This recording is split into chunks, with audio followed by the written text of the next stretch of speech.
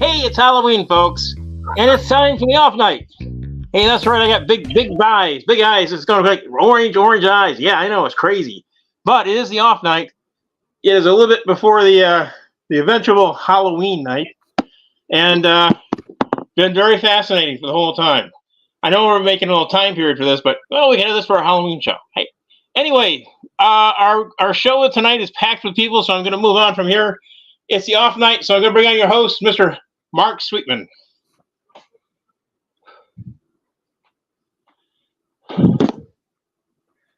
There he is.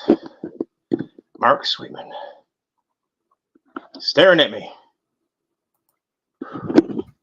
Well, I guess I'm just the guy who's going to be talking for you for a little while.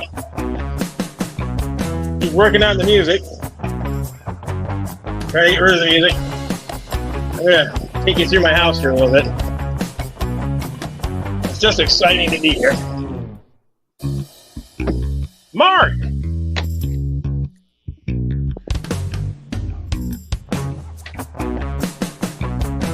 Woohoo! Woohoo!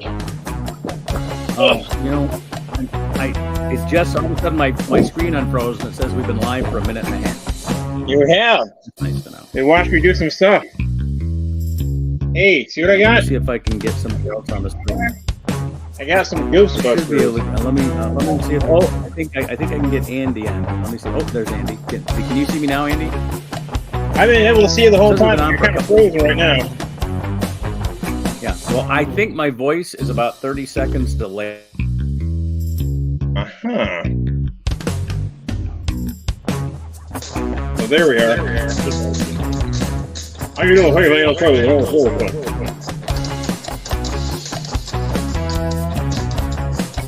I want to tell you, folks. I've been hiding out for a while. My name is Elvis. I've been hanging out here in Atlanta. You know, all my fans out there, I want to say, hey, thank you for buying all the records. I know I look a little old, maybe a little young. That's okay, man. I was busy trying to kill a Sphinx ghost. That's right. Yeah, I was in a retirement home, and there was this crazy Egyptian ghost trying to kill me. I took care of him. Well, we're gonna get back to Mark. Hi, Mark. Why don't I just do the poem since you're having so many technical difficulties tonight? Let's get right to it. It's Devil's Night in Detroit, my dear, but there really is no reason to fear. Tomorrow brings us Halloween. Ghosts and goblins may be seen. There's a war between Israel and Hamas. It's certain many lives will be lost. There's a war going on still in Ukraine. Will the world ever find peace again? Matthew Perry died. Richard Roundtree as well. Didn't watch Friends, but Shaft was so swell. Rangers and Diamondbacks are tied 1-1. Watching Game 3 tonight for World Series fun. That's your poem. And I hope your host comes back because I'm saying goodbye. Well, that's okay. Hey, that was a great poem. I love Shaft. I love Shaft. You know. Yeah, me too. Really good. The song, you know. And where does it go? You gotta shut your mouth. What? I'm talking about Shaft. Everyone. See you, Susan. Okay, so I guess I'm just hosting the show for right now. I got these wonderful Ghostbuster scratch-offs for the holiday, hoping that the ghosts will help me win some money. So that's what I'm looking for. So anyway, we got some interesting stuff going on. We have everybody who's they're waiting in the wings. No, just me. Well, I tell you, okay, that's fine. I've been trying some new voices, though. I've been trying some new bits for some new voices. Oh, Sam, can you hear me, Sam? Hiya, Sam. All right, great. So, Sam, what's been going on with you? I watched that. Did anyone besides me watch Saturday Night Live? I saw the opening bit. He was terrible. The SAG bit? No, that was fine. That was fun. I'm talking about the host. No, who was the host? I've never heard. This is either a sign of they're desperate for hosts or I'm getting old. I have never. Well, I am old. I've never heard of this guy in my life. If you asked me his name now, I wouldn't know it. Got it. I mean, I'm fascinated. He's a stand-up comic. Really? And according to my wife, the reason they had him on is, why do they have a comic on who know? Because he works clean. I thought this is bullshit. He wasn't funny. Was it He just Jim wasn't Gaffigan? funny. Huh? Jim Gaffigan was funny. Jim Gaffigan's funny, but who was and this? he's clean. Yeah. Yeah, no, Wow. this guy, I've never heard of this guy in my life. What was his material? Yeah, I've no idea. But they had the Foo Fighters as the musical guests, and that was nice. Okay. Yeah, But, I like the I've never opening heard bit. Yeah, The I opening did bit was too. pretty good. By The the way- woman did a pretty good Fran Drescher. Trump is so desperate now. He's now saying, my property is worth less than I said it was. He's actually saying that. It's not a joke. He's actually saying that. I know. It's Because like he we says got Because if he says the original a lie, he's going to lose all his money. we got an election denier, and we got a let's see, a property guy denier. who believes in evolution. No, not evolution. He believes in the other one,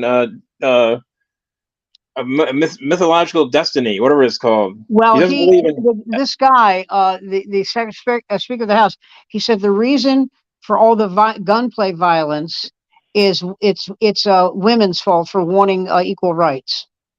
Oh my God! Because it robs men of their power and it makes them frustrated, so they go out and get a gun and kill people in bowling alleys.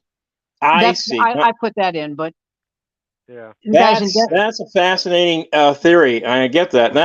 That goes right along with the whole. Well, he blames abortion too. He blames. Yeah, exactly. Yeah. Mike Pence dropped out of the presidential race, and nobody heard a word. So he's giving back the $4 to his supporters. Right. Do they bicycle up to him and grab it and then take off, or what? I hope so. Yeah, I think that would be interesting. They're like, man, he was a man not for his time. That was it. No one. Let me repeat that. No one wanted him to be president. No one. Not a soul. No, it's like, no, we had enough of the Pence guy. So and by the way, no one wanted him to be vice president. Yeah. Yeah, it was like he had a mystical 4 years with the worst president we've ever had, and it's just like, Hey, what happened to Richard Roundtree? That's he passed away, but I don't know how he passed away. Oh, he 81 did. years old. Oh, yeah. I did not 81 know years old. In fact, okay. Wasn't he in Earthquake too? No, he was in Shaft. He was in Shaft. Was a big one. I think that was Richard Roundtree. I just watched that last night too. You know something interesting? I don't know if you saw him when he was in Roots, but I believe so. It was a very interesting role because when he courted Kizzy, I believe. John Amos' daughter. Leslie. And he came across as this very dashing, suave, guy, right? Yeah. And then the second he ran into a white guy who was like, "What are you doing here?" He all of a sudden, "Sorry, boss, I doesn't mean to do it. You know how he is." And she dumped him because of that. Yeah, she dumped him because of that. In Roots. In Roots. Yeah. Now this is Roots 2, right? This is the Roots. The sequel to Roots. I thought that was Roots 1 because Roots 2 had Marlon Brando. Yeah, so in Roots 1, I thought it ended with them escaping. I think Kizzy was. I don't think Roundtree was in that one. I think he was in the second one. You could be right. I do remember that Marlon Brando played George Lincoln Rockwell, and evidently he had cue cards everywhere where your eye couldn't see. Oh yeah. But he was like that during that during The doesn't bother Godfather. me. And that Shit, never that's bothered me. If their performance is what I okay, need. why do I care? That's what I would need. I might remember my set, if I could. Yeah. But You know? that never bothered me. If the performance is fine, then why do I care? Yeah, it's just Right. sort of like what's the Right. deal, you know? You know Right. the story about Brando when he did Apocalypse Now? I love this story. Huh. Go ahead. This reporter asked him a question about Apocalypse Now, and his answer was, "Is that the one where I was bald?" And when he came to Hollywood to do Streetcar, Yeah. they asked him because he was a big hit on Broadway, and they asked Yeah. him, "Can we get you anything? Is there any?" And this is in front of reporters. "Can I get you anything? Is there anything you need?" "Yeah, can you get my monkey laid?" Yeah. Could you get my monkey laid? I don't know. It's very, very difficult back in those days, So is it just the Hey. three of us? Wow. Hey, didn't Joan Rivers? Didn't she use? Somebody told me Joan I Rivers know used it's just to the have. three of us, but I think Did what? Somebody told me that Joan Rivers used to have her notes, her jokes all over the place, where you couldn't see them, but Well, that she was could reading be. her notes. on The the TV set. show You Bet Your Life. I don't know if you Yeah. remember this, but Yeah, I've seen it. Groucho Yeah. would kind of lean as he spoke because he was reading his cue cards. cards. Yeah. Okay. Yeah, like I said, if I enjoy the show, I don't care how they got hold of it. I don't. Right. I don't see how that. I don't see how that weighs on my enjoyment of the show. I'll tell you something I never understood though. Well, I guess I should, but I was watching the Hitsville, the story of the history of Motown, Mm-hmm. and it shows it had Smokey Robinson and this is when he was with the Miracles, and they're doing the song "Shop Around," right? Now the original "Shop Around" was slower. It was like, "Just because you've become a young man," whereas and Berry Gordy is the one who jazzed it up. So it shows Smokey and the Miracles and his wife Claudette, I believe, and they're singing, and then there's a musical bridge and they're dancing, and I thought, if this happened today, now Hello. if this happened today, they would have like little microphones, or they'd be recorded, and it wouldn't be really them singing. And you're looking at, and I realize Smokey Robinson and the Miracles at the time were very young; they were like in their early 20s, but they're dancing their asses off and they're singing, and it's them. Yeah. Right. And I always wonder, why can't they do that now? That was real talent back then, Oh God, Smokey was unbelievable. God, what a writer! I mean, forget the singing, which was great. What a writer, Jesus! Really something. I'm afraid to say anything. No, you sound fine now. Yeah, you sound great. I was so tempted to go. Mark, I was so tempted to go. You sound great. Sound great. Sound great. Sound. Yeah. Stadium announcer voice. What I ended up doing, because I thought it was maybe my local internet, is I logged on with my phone, threw all the hosting over to my phone, and then rebooted all my PCs. And so now I'm back on the iPad, which is what I had all the problems with to begin with. I should have rebooted it. Remember how Jason said, just go out and create a new link? Yeah. What I needed to do is just reboot my iPad. That's all. Well, I knew something bad would happen because without Cassie's help, I got on the iPad. Oh, here we go again. Yep, there's a delay. Hold on. As soon as I said iPad. How about now? Now it's fine. Because I took Andy off. Andy was fucking the problem. Andy. As soon as Andy came on again. Goddamn Andy. As soon as I popped Andy on there again. Son of a bitch. It started echoing. So now we're fine. GM settled with the UAW, by the way. Oh, Yeah, okay. I think, yeah, we get that news pretty early around here. It's usually Probably as it happened. as it happens. Before it happens. Yeah, before it happens. If you're near a bar anywhere near Detroit, you know what's going on in the Yeah, tunnels. right. Did you Even if read you're who's not- officially a billionaire? Who? Oh, Magic you- Johnson's a billionaire now. I heard Taylor that. Swift. Taylor Swift. Her I knew Swift? about. Taylor And Swift's a Magic billionaire a Johnson million teaches times you the over. lesson: don't finish college. Well, What? yeah, pretty Yeah. much. He'd still be paying off student loans. Yeah. Oh, by the way, if you heard this joke, please. Well, I don't have to tell you guys to stop me. Stop me, okay? All right. This guy walks into a bar and reaches into his duffel bag and pulls out a man who's a foot tall. And he places a piano in front of the guy who's a foot tall, and the guy starts playing piano. And the bartender says, "That's amazing. How'd that happen? Where'd you get him?" He goes, "A genie."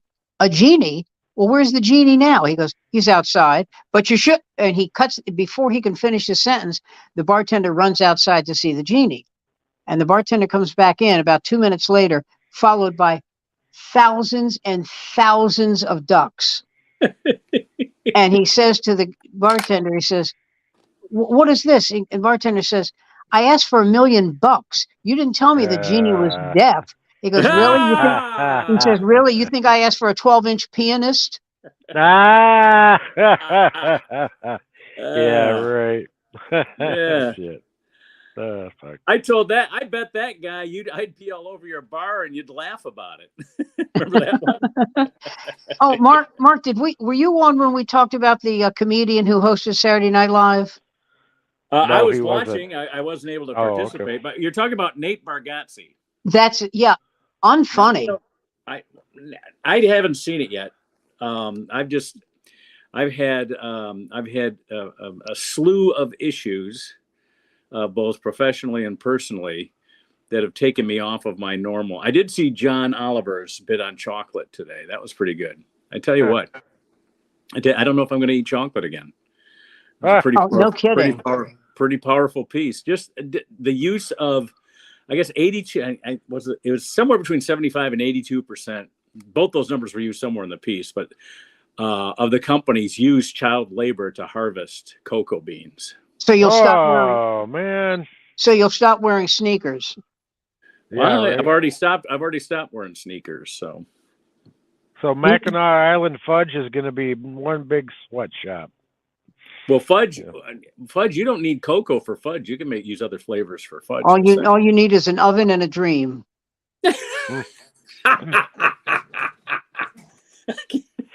Where does he get them from, folks? Where does he get them from? Where's Jason?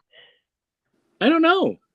I'm going to try to put. What happened to Andy? I'm going to. Andy's here. I'm going to try to. Well, Andy's a jinx. Let it go. Wait, let me just give. Let me just give it a try. Hold on. Here he comes. I just got bad news written all over it. All right, Andy. Can you hear us? He's gone. Oh man, I wanted to hear more of his. That's enough. That's enough from his Andy. new impression.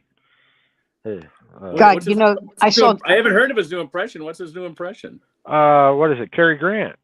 He did that last night. That's right. Wow, talk about being au courant. Boy, I'm telling you, we did our post unease meeting.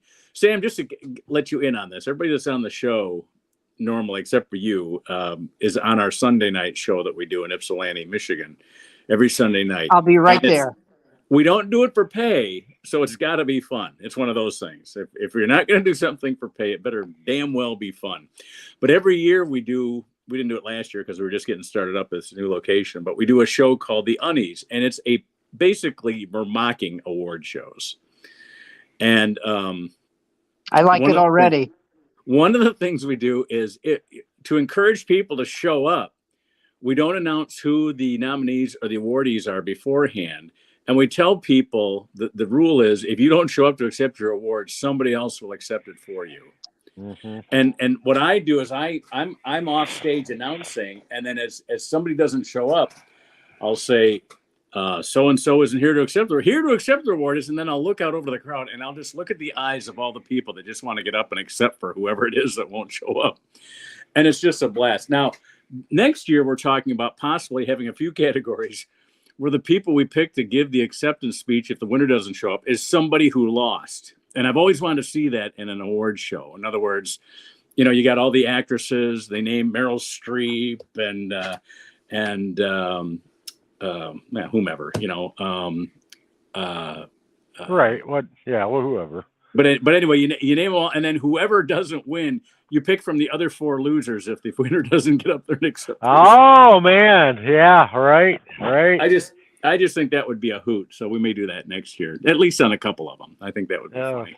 Yeah. But anyway, every year we do a pre-production meeting just before, where we announce the nominees and the winners among the people that are in the production team, and then afterwards we have a post-production meeting where we try to think about, well, what could we have done this year that we didn't do that we can do next year.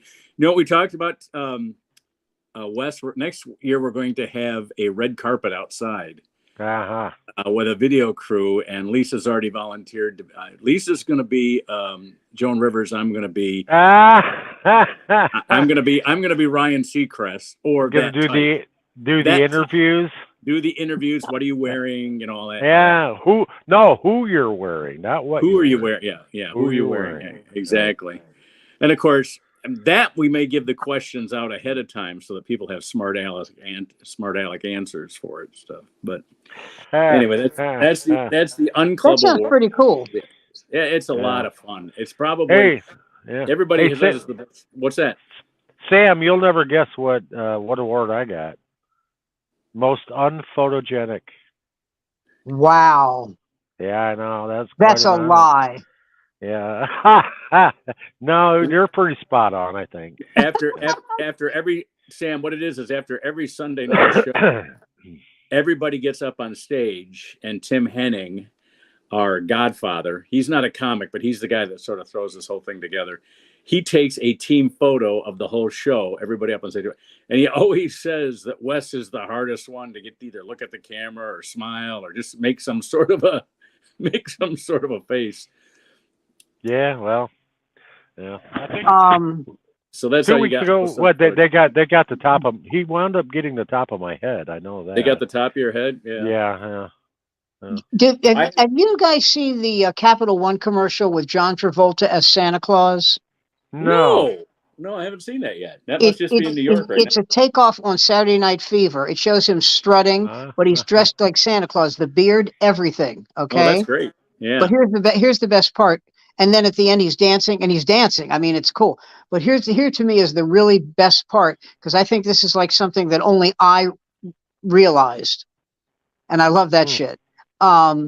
He buys stuff. It's a Capital One, commercial. Right. And it shows him buying stuff and, charging with the card, and he goes into this one place that sells like little antiques and lamps and everything. Right. And he places the card down and he winks at the saleswoman. The saleswoman is Donna Pesco. Very good. I don't know who Donna Pesco is. She played in Saturday Night Fever. She played the one that all the guys kind of gangbanged at the end. Oh yeah. Right. Okay. And it's so great that it's her. That is great. Wow. How does she look these days? She looks fine. I mean, she's got to be in her 60s, but she looks fine. 60s? Says the man in his 70s. No, she's in 60s. Yeah. That film came out in 78 or 77 or something. 77. You want to hear a great story? I got a great story about that movie. Irving Azoff, who later owned Ticketmaster, but at this time that I'm talking about, he also managed the Eagles. Okay. And well, before that, he managed, I forget who it was, but he had a choice of where to place a song, for a movie, and it could either be you could either place the song. Oh, it was a song from oh god damn it, Yvonne Elliman, who did the song "If I Can't Have You." If I Can't Have You, yeah, right. That was on the Saturday Night. That was on the Saturday Night Fever album. So yes. So if You If had the album, Mark? I did have the album. I had the album. Oh yeah. Everybody had the. Oh Everybody yeah. had the. So I didn't. he had a choice of where to place that song. Okay. And no. I'm sorry, I got it wrong. Boz Scaggs is who he managed. Oh, okay. That's it, Boz Scaggs. And he had a choice of where to place the song Lowdown. Okay. So he could either place the song in a movie that was based on a bestseller, okay, or in a movie that starred a kind of a fairly popular TV actor who was very new to the business. All right. And so he placed it with the movie that had the Academy Award winning actress based on a bestseller, which made sense, right? Mm-hmm. Well, the movie he placed it with was the one with Diane Keaton.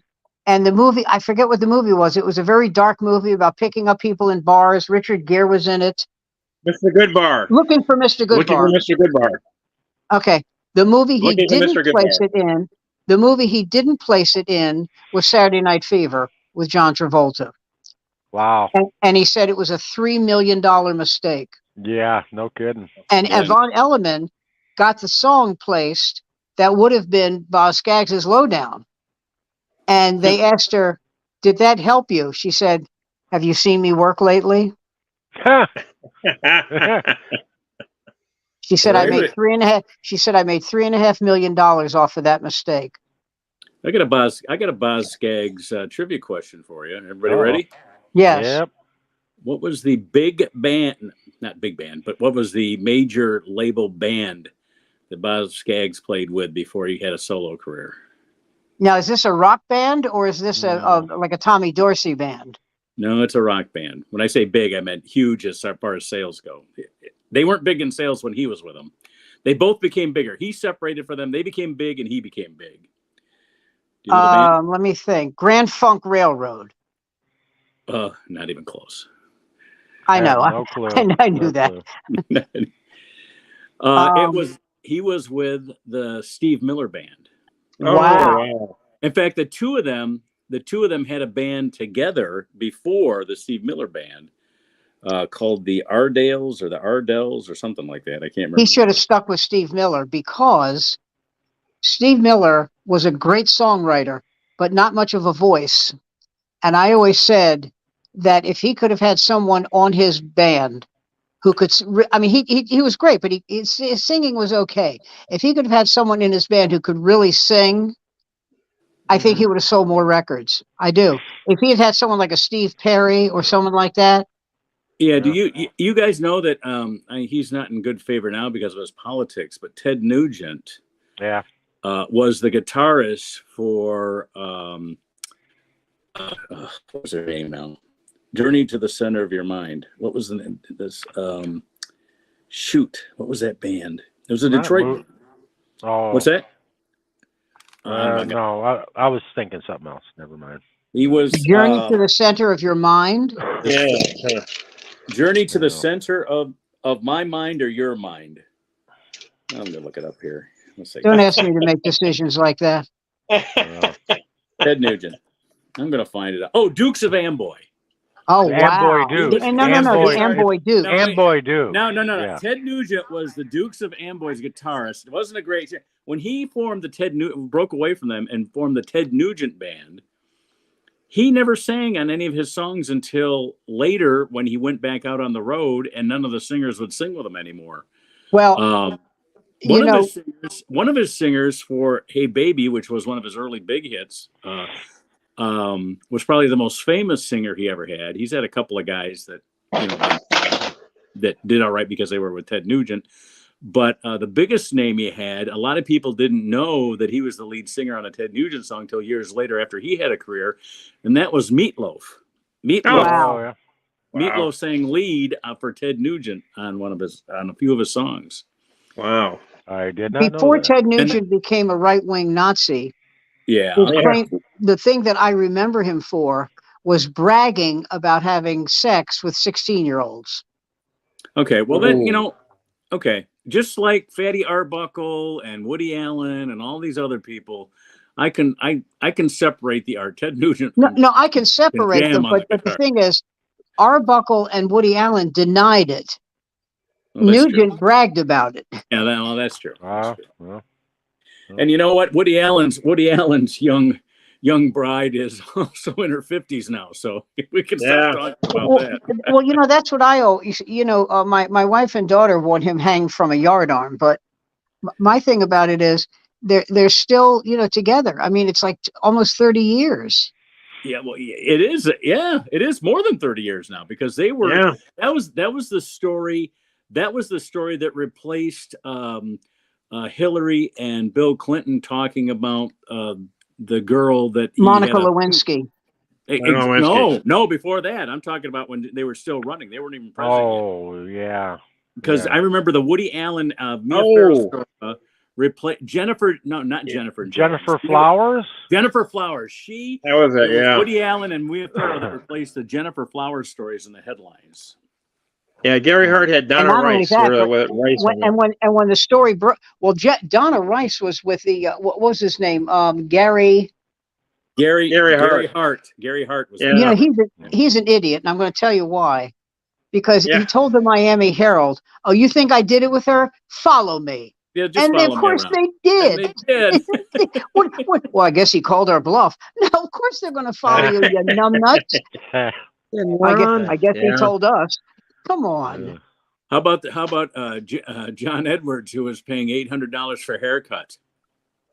Yeah, right. I believe $25 was for the haircut. The other, do you remember in the movie? The other $775 was for something else. Remember the movie Game Change? Who? In the movie Game Change, when Ed Harris, who's playing John McCain, is laughing his ass off at a YouTube of John Edwards combing his hair to the song "I Feel Pretty." Oh, that's yeah. Since when did haircuts come with a happy ending? Though? Yeah, that's true.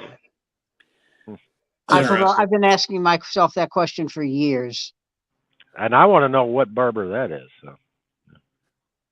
Talk about full service. Yeah, right. Yeah, haircut and a shave.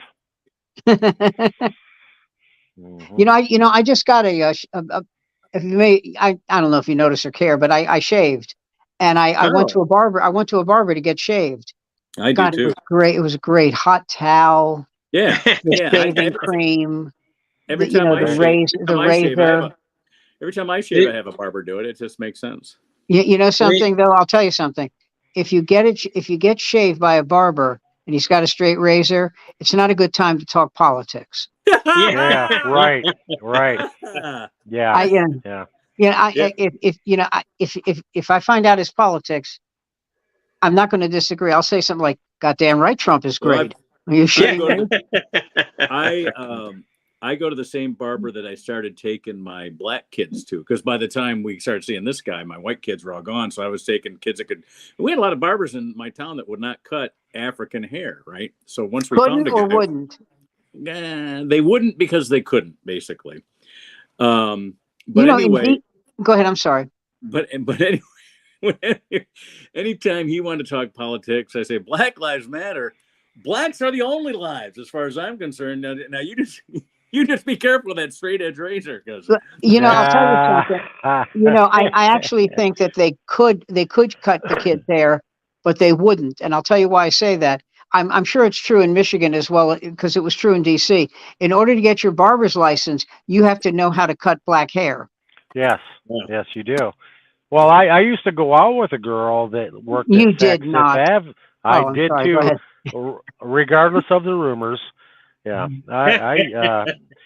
she used to work at Saks Fifth Avenue, and she did a lot of black ladies' hair, and she made more money on the black women's hair because they spend so much more on their hair.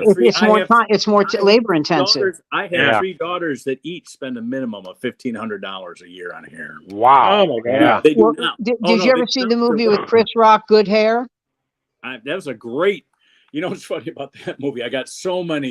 There were so many things I already knew about it, and then it was so funny too, because once I saw the movie, I'd be going to my girls' beauty salons with them, and I'd be making references to the movie. And you just all of a sudden see about 6 black women stopping what they were doing and turning around and seeing the white guy talking about Well, Broder. I used to take Cass before Cass became of an age where she could, do this herself.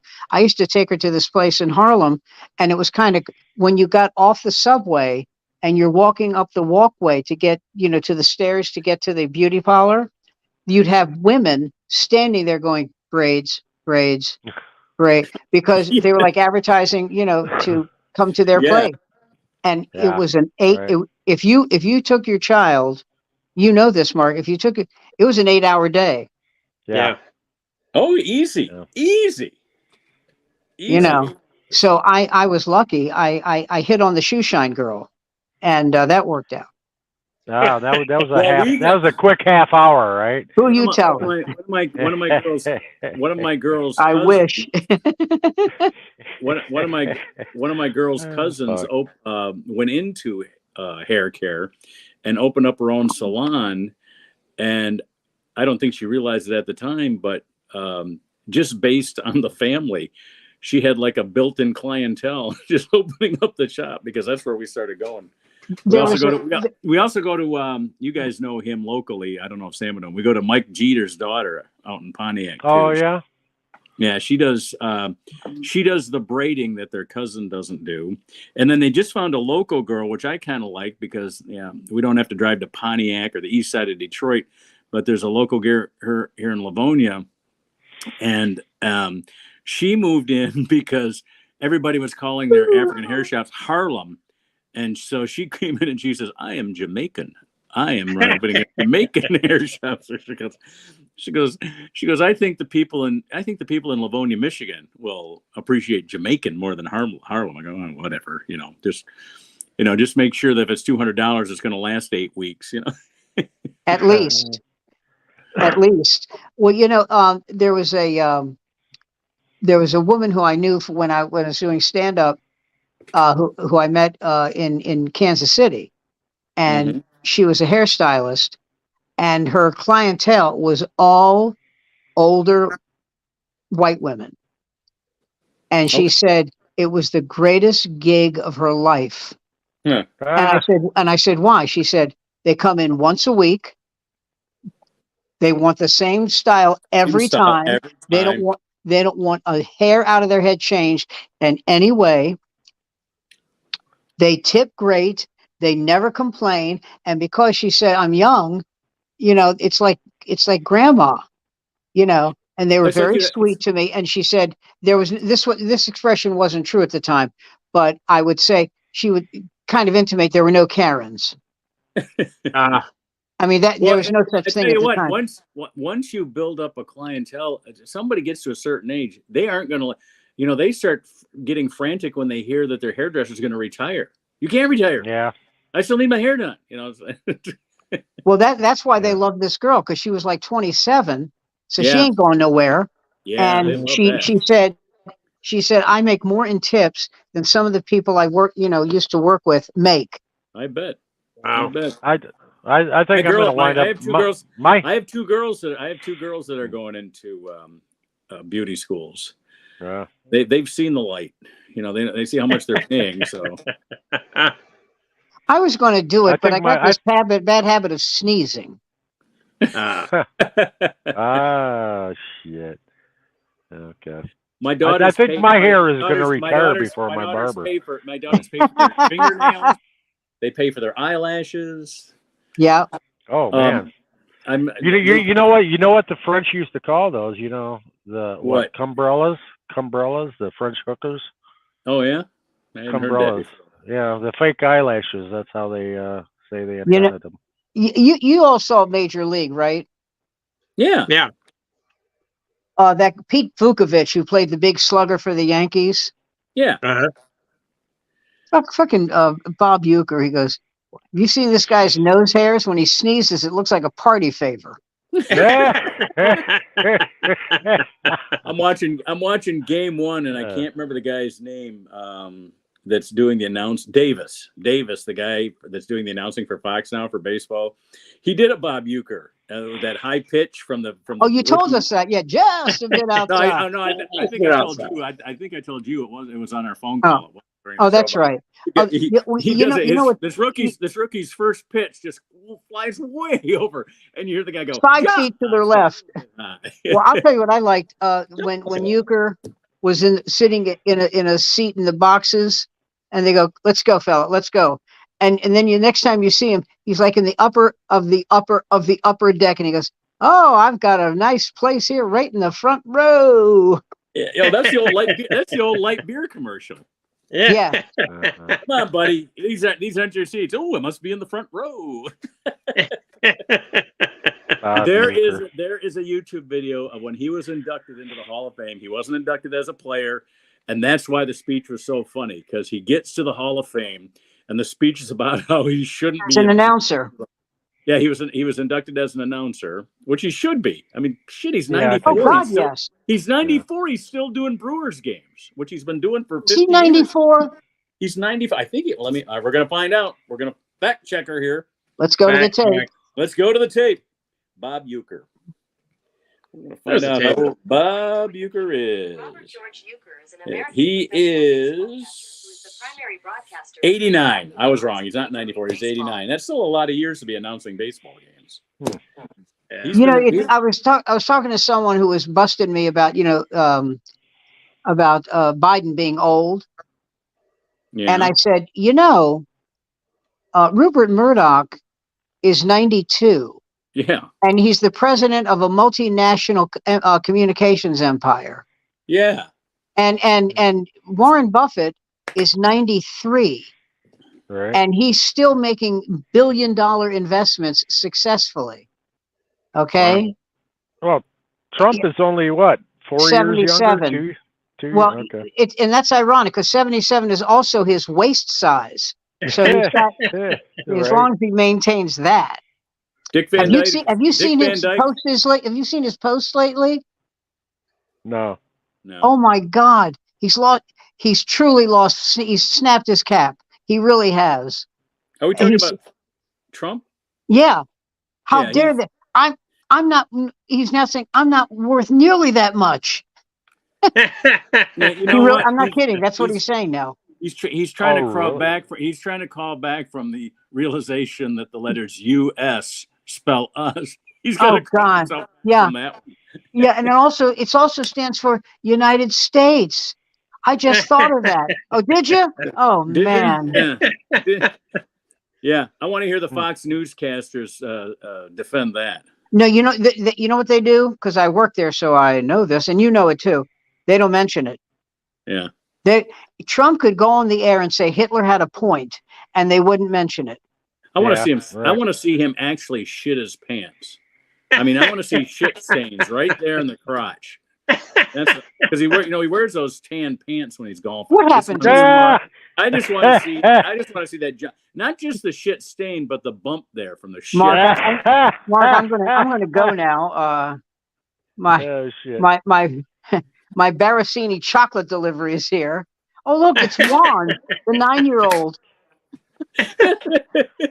Oh God. Oh man. If we actually knew all the stuff that we use, not just chocolate, but all the stuff that we use that is made by slave labor. It's not just shoes. It's not just chocolate. We'd be iPhone. Huh? Your iPhone. Yeah. We'd be walking around naked for the most part. How about all the fruit and vegetables? I guess we got a little bit of control when it's in the U.S., but there's countries that are not the U.S. It's not so much controlled here. What's that? Mm-hmm. It's not so much controlled here. You think that lettuce is getting picked by Berkeley graduates? No, but didn't we boycott lettuce and grapes back then to get for 2 years we felt good about ourselves and then we stopped. Oh well, fuck it. I guess we all starve now. Shit. I'm hungry. Damn! All this talk of food's making you hungry, right? Yeah. Well, it's ironic. The one place that you can go for food and for a fact it's done by adults. McDonald's. Yeah, that's the truth. Yeah. Yeah. There you go. Yeah.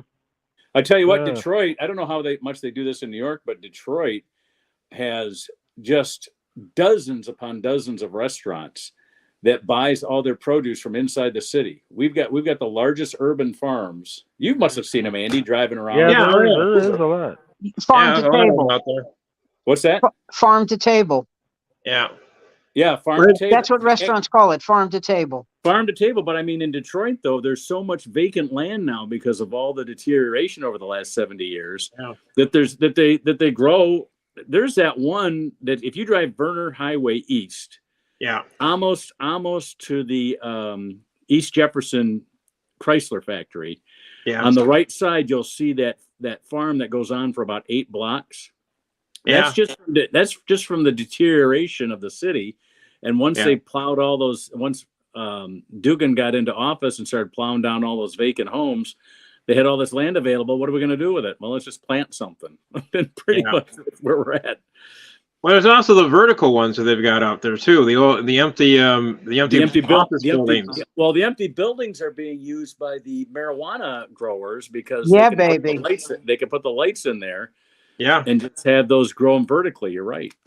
Yeah. So I mean, there was a story about a girl who, I don't know who told me this, but this little girl was selling Girl Scout cookies.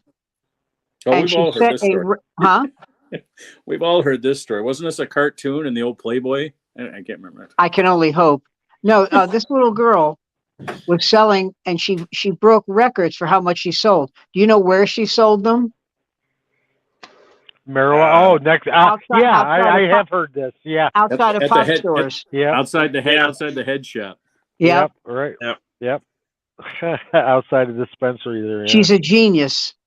Yeah, absolutely. She should get a merit badge for that. Well, she does, but the thing is, you can't put it out. So what is Speaker Mike Johnson's take on marijuana? Say again? What is Speaker Mike Johnson's take on marijuana? Has he taken a I haven't heard anything. It won't be good. It won't be good. If he was a true conservative, he would be in favor of it because it's free enterprise. Yeah. Yep. He's not. But he's not. Those people aren't true conservatives. Of course they're not. No, listen, anybody who says everything I go by is written in the Bible. Oh, really? Well, there's a thing in the Bible. There's a passage in the Bible that says that if you plant your crops in the wrong direction, you can be murdered. Oh, yeah. Do you go with that, Mike? You fucking Jew-hating piece of shit. You motherfucker. Be shot with a shit gun and hung for stinking. There was a guy. There was a. Say how you feel, Sam. All right. There was a Democratic congressman from California being interviewed. I can't think of his name now. I can see his face. He's a younger guy, but anyway, he was saying he didn't say he was Jewish, but all he had to say, by what he said, you knew he was Jewish because he says, "Well, he's quoting the Bible, but that's not the half that I read." Oh, I know him. Wait. His name is Good point. I'm Happy. Yeah. I'm happy. I'm happy.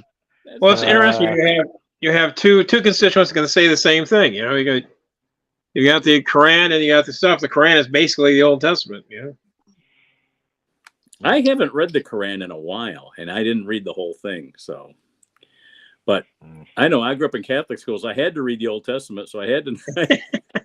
I had to know the Jewish Gospels. So I always like Whitney Brown's line about Methodists. He said Methodists are people who believe that if they hold your head underwater long enough, you'll come around to their way of thinking. Yeah. my favorite line of Methodist comes from a river runs through it. You know the difference between Methodists are basically Baptists who read. You know. Oh wow. Hey, and Andy, you need to. We only have like 5 minutes left in the show. You need to talk. Everything you need to do is you need to speak it in your Cary Grant voice. Cary Grant. Oh yeah, well, you knew I'd do Cary Grant. You know, Very good. Thank you very much. You know that. I think I think you can make a Cary Grant. Can't you, Mark? I remember when I was blowing Randolph Scott. Yes, he was very nice. Big balls. That's what I thought he was. Yes. Hung like French bread. Yes. That's pretty good. That's pretty good. When Susan brought the leopard, that was when he really got excited. You know. You remember what was his name? Chevy Chase was on Saturday Night Live, and he actually said this. He says, talking about Cary Grant. He says, "Oh, that old homo." Oh my God! Chevy Chase said that. Yeah, and he had to issue a, what's the word I'm looking for? Oh, apology. Apology. Listen, when I said fag, I meant. Yeah, that was an anachronistic three-letter acronym. It was like US. You know, it's the exact same thing. Yes. You want to know the score of the Lions game? Sure. 3-0. 3-0. 3-0. It's 3rd and 11, 3rd and goal. Okay. Because they had a penalty, so now it's like at the 11-yard line. And I think they should have to score a touchdown here to make it out of reach, because the Raiders aren't doing shit. Yeah. Well, the Raiders, Jimmy Garoppolo's their quarterback, right? Yeah. Here we go. Uh-oh, come on. No. So they got to the 7-yard line, and it's 4th and goal, so they'll kick another field goal. And they'll make it 6-0. But Dan Campbell, who I admire, should fake it.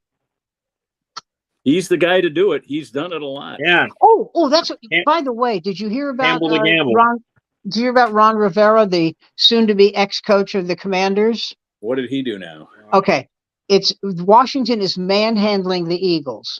You got that? Okay. It's 14-3. Then it's 14-10. Right. Washington.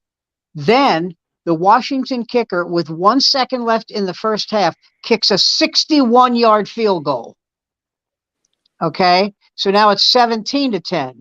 Now you go to the second half, and the Eagles receiver, the ball is thrown to him, and it is clearly incomplete.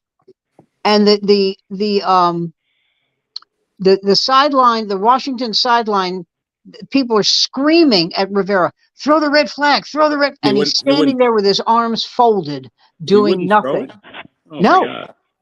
And then they scored a touchdown, and then they scored 21 more points. Sam, yeah. I feel for you, only because I've been a Lions fan my whole life. But you guys have a few Super Bowls. We haven't been to one yet. Yeah. So We're used to disappointment. That's why this is more frustrating. That's why this is, and but get to what Rivera said. He goes, remember, this is the guy that when the Bears, who were winless at the time, were kicking the shit out of us. And he said, "What did you say to your team at halftime?" "Oh, I didn't say anything. I told them to talk among themselves." I told them to talk among themselves. Yeah. What are you, a camp counselor? And so when this happens, okay, why didn't you throw the flag? Well, you know, they had a hurry up huddle, so I didn't have time. You were standing there with your arms folded like Trump. You had every opportunity to do it, and you didn't. God, you can't fire him. They're going to fire him, and they're going to fire Jack Del Rio, the defensive coach. They're going to fire them both. How does Del Rio get a job anymore? Has he ever succeeded anywhere? Where did he succeed at that he's been able to get all these Ladies and gentlemen, I give you Buddy Ryan. Oh, Buddy Ryan. He's had all of his assistants did horrible jobs wherever they went. Well, I remember when he came to Philly to coach, he goes, "Well, a winner's come to town." "Oh, really? Who's with you?" Wasn't Dave Runstad? Wasn't he an assistant of Buddy Ryan? Yeah, wasn't he an assistant of Buddy Ryan's? He never did anything. No, nothing. And by the way, Buddy Ryan's sons suck. The one with the real long hair, who was a offensive coordinator, sucked, and now he's out of football. Wow. The kids that are doing well is Shanahan's kid does well in San Francisco. He's doing very well. Until recently, but no, and he's doing very well. For a few seasons, Bum Phillips' kid did well. Remember Bum Phillips that used to coached the Oilers, and his kid did pretty well. Phillips. Wade Phillips, yeah. He's a great defensive coach. Yeah. See, when I think of offensive coach, I think of someone who tells you to go fuck yourself. That's offensive. So I have 9 o'clock. Are we going past 9 or something like that? I have 8:54. Oh, okay. We're not going past 9 o'clock. I got Lions, Pistons, Red Wings, and the World Series all on tonight. Damn, you're ESPN. I am ESPNing tonight, baby. Yeah. Wow. I got ESPN Plus, which carries against a hockey game. So the football drafts are going to take place in Detroit, right? Yeah. What's in Detroit? The draft. The draft is in 24 in Detroit. Yeah, that's this year. Yeah, that's next year. Yeah.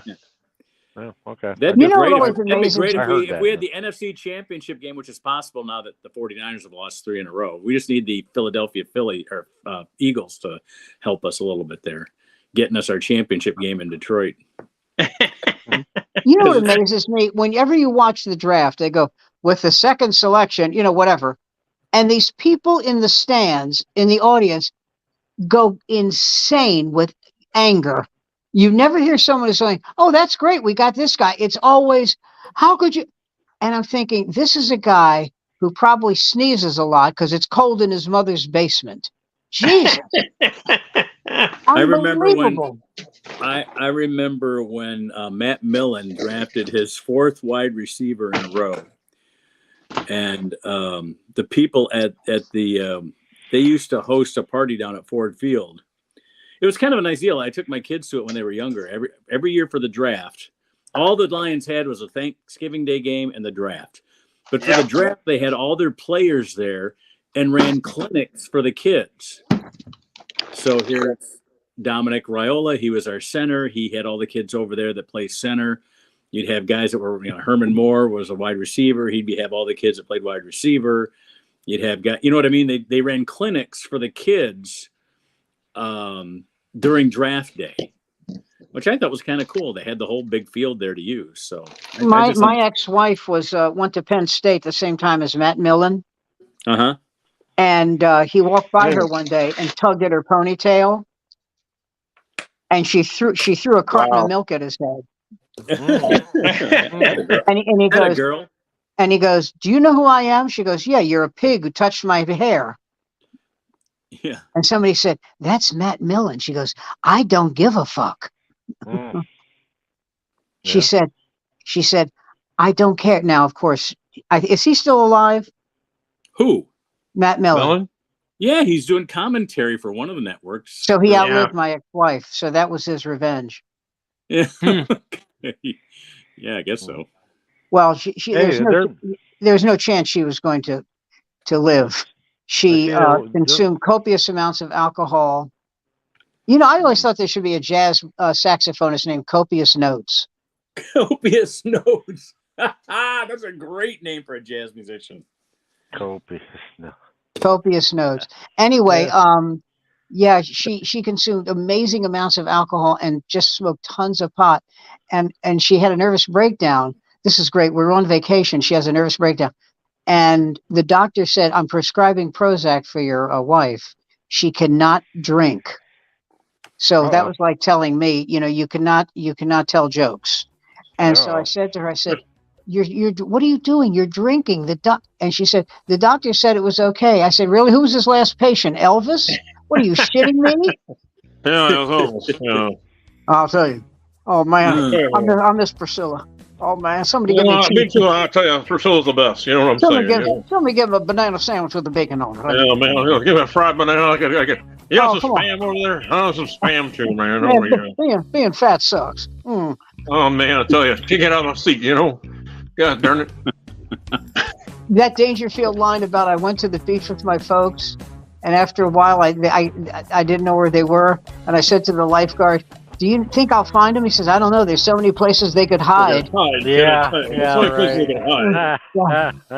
Well, you gotta watch that South Park thing that I sent on the stream. It's the recent one they did. It basically talks about all the transitions of Disney. It's hilarious. Well, let's everybody watch it. We can talk about it next week. We're out of our hour right now, boys. I got Old Dads. Watch Old Dads. Bill Burr. Good show. I got to figure out how to get Netflix back because we were ripping it off from my and now. Anyway, that's the end of our show. We're back here tonight at 8 o'clock. We'll see you next Monday, everybody. Come back next week. We dare you. Come on.